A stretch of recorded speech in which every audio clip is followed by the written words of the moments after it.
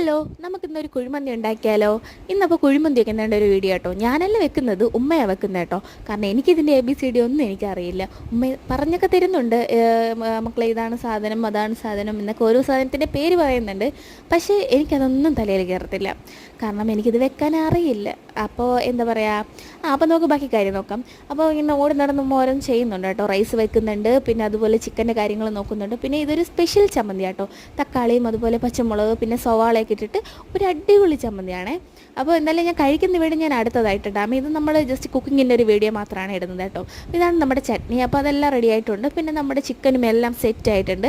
പിന്നെ നമ്മൾ കുഴിയിൽ ഇറക്കി വെച്ചിട്ട് കുഴിമന്തി വെക്കാറ് അല്ലേ കടയിലൊക്കെ. പക്ഷെ നമ്മളിവിടെ ചെയ്യുന്നത് കല്ല് ഇങ്ങനെ ചൂടാക്കി വെച്ചിട്ട് അതിൽ എണ്ണ ഒഴിച്ച് അടച്ച് വെക്കുന്നതാണ്. അപ്പോൾ ഇതിൽ ഇങ്ങനെ എത്ര പേര് ഉണ്ടാക്കുമെന്ന് എനിക്കറിയില്ല, ഞങ്ങളിങ്ങനെയാണ് ചെയ്യുന്നത്.